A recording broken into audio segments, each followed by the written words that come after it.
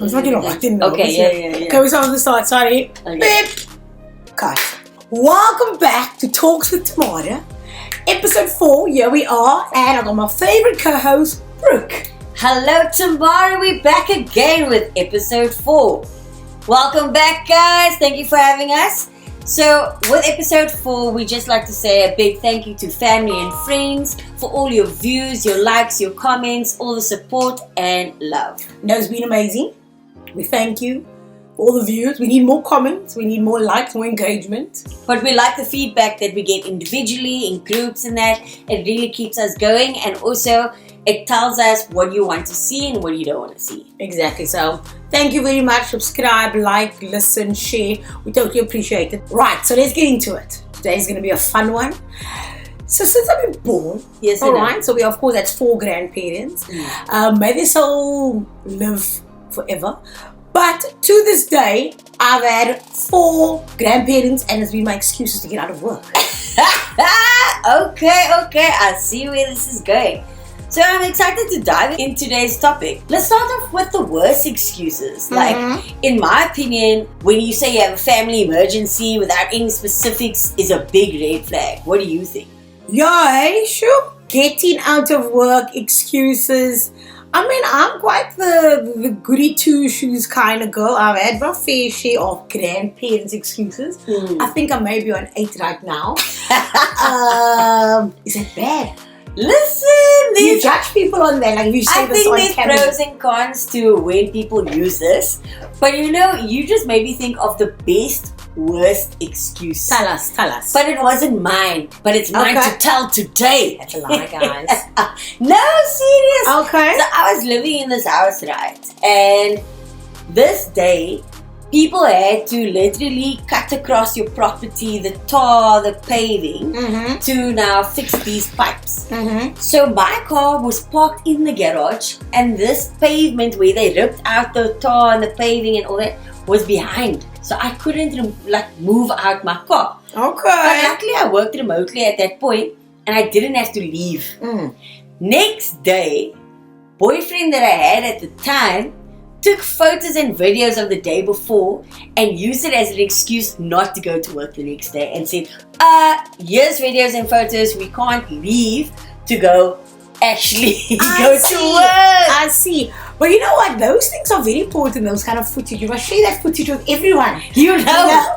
It comes it becomes useful, you know? Exactly. I mean, I took a picture of something recently. Something that happened. My laptop was updating. I know if you're an Apple user, when updates happen, it's a long time. So I took screenshot and pictures of it to save it for another day. For a rainy day. For a rainy day, literally. I took pictures of it. I was like, so when something happens or whatever, I'm going to see it. But anyway, those pictures are very valid.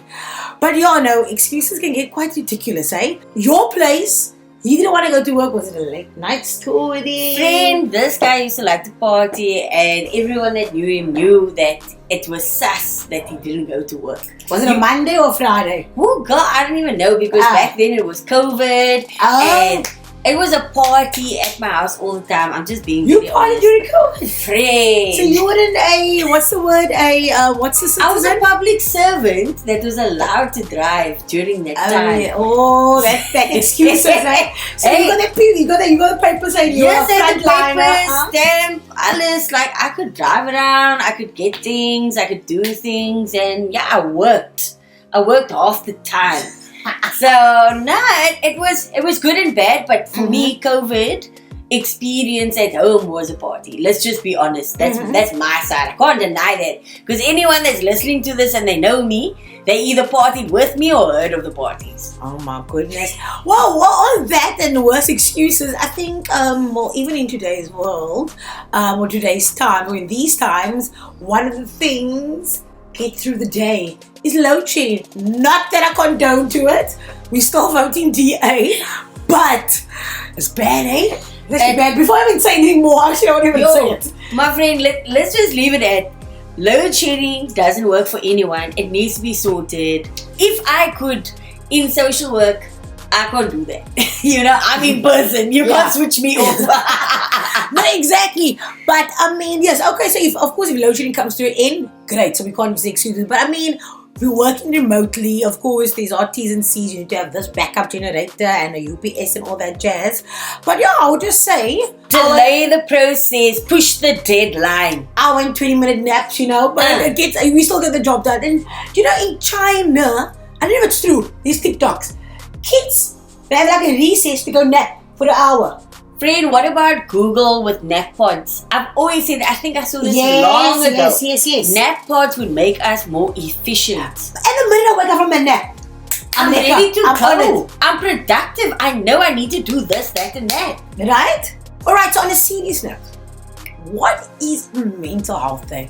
I mean, I have used the term, I've participated in it, but somewhere along the line, I'll touch on it in a moment, I also don't agree with it too much. What's your take? So I always believe you need a mental health day, but in our generation, people may disagree with me and you're allowed to. But in my generation, we weren't allowed mental health days.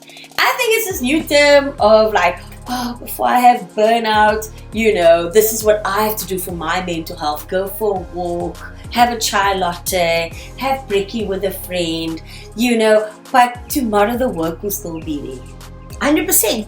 Look, I mean, in today's day and age and all the good drugs, pharmaceutical things that's on the market, whatever, this of course has allowed us to have these mental health days. But I mean, if we look at 30 years back or even 50 years back, our parents, you talk about hot girl walk, they walk to work. Yes, there's your hot girl walk. That's your exercise. You know what I mean? You want coffee, wake up 5 o'clock in the morning, make your coffee, then you got your coffee walk. Your coffee break.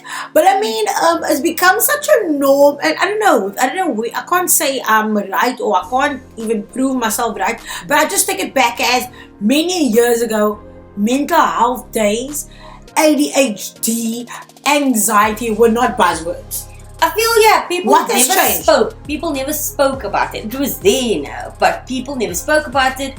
People didn't implement policies or systems to support people. There wasn't a space for it. But now I feel like it is. Look, I take mental health days very seriously, but I don't feel like they, like in because my you're job. late night. Yeah. No, we're talking serious. No. Yeah, if you have a late night, you're partying, whatever, and the next morning you struggle to get up, that's not a mental health day. I know many people can say so. It's up to you. Maybe you should question yourself. But mental health day can also help prevent burnout. Burnout's a serious thing. It's happened to me. How about you? How did our parents get through? I mean, look at your mother, look at our mother, our mother. Look at your mother, look at my mother. They are still working, they're still hardcore, they still have it in them. So you're telling me that back then, these words, of course, maybe were invented now the other day, but did they need mental health then? I don't think they needed it back then. They dropped here. Hey, I think our parents' generation, they were like, if you don't do shit now, we'll replace you. Today we're replaceable, but then we can go to CCMA. We can say this is unfair.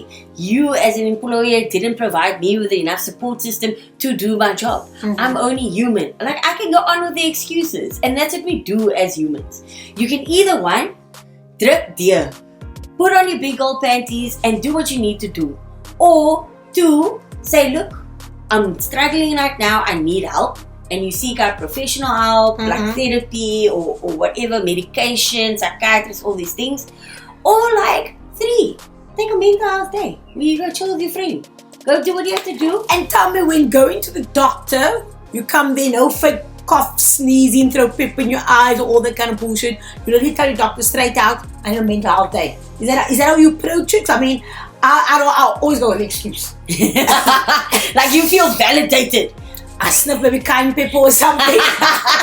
But then it looks legit. Because me going into a GP and telling your mental health, I feel like I'm an idiot. You feel guilty, man. Yes, I feel guilty. I don't feel, you know what, physical illness and mental and emotional illness, it should be categorized the same, should be treated the same, but it's not.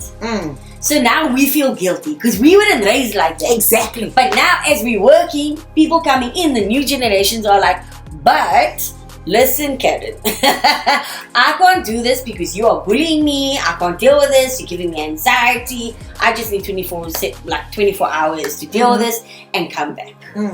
So tell me, or maybe we should ask, let me break down my mental health day. So my day will start off, no long clock day as they say. Nah, my long clock will still go off. Nah, She's a workaholic, guys. Don't let this fool you. Nah, my alarm clock will still go off. Wake up, nap. No, actually wake up, TikTok till your eyes are again heavy. That's bad, eh? That's a rabbit hole Right? that you just go deeper and deeper. You don't get any rest. Because you must actually rest your eyes from the screen, from all screens. Exactly. Right, wake up, nap, again, watch a movie, yet again screen. And now it's screen on the laptop. And now it's ping, ping, ping sound. So there's actually, you're really messing your day up there, isn't it? Do you know, I just learned something for Mental Health Day. For the first time on Sunday, I put my phone on silent. Never have I done that. I can't. This is the first time in my life I put my phone on silent. Not a word of a lie. But you jerk. You heard sound. The birds chirping. Listen, I promise you, Saturday, and when I went through a lot of things, my mom was calling me, all these things, and I was like, yeah, I just need a break. Then I said, okay, let's do what others do and put it on silent. Which was also a mistake, but in hindsight, it was good. Yeah. I binge watch anime series. I binge watch K-drama. How many episodes with no looking at the phone? Our episodes for K-drama, so there was, and I finished it, so that's 24 episodes. Damn, girl. Can you do that? I could never, eh? No, I could never. Look, self-care, mask, foot scrub. 100%. Friend, I was like in my element. Wow. Alright, well there you have it, guys. Mental health days. But I mean, and how do you then go about fake sick days? What's a fake sick day? How do you activate your sickness? Do you do the eat, what is it? Like pepper, snuff pepper. What do people do so much? Friend, that's extreme. Do you sniff cayenne peppers and... Try it once. How did your face look afterwards? You know what? I'm actually a lover of cayenne pepper. Cayenne pepper has very good benefits also. It does, they say so. They say so, but I'm not about to try it, but I'm glad you did. That's wild, eh? That's so wild. That's one of the wild stories that you could dive into. Maybe in the future. Okay, guys, that's it. Worst days, let us know your story. Tell us what you've been through, the worst excuse you've given. Let us know. We may just resurface this topic. But yeah, that's it from Tamara and Brooke. And remember, life is good Regardless.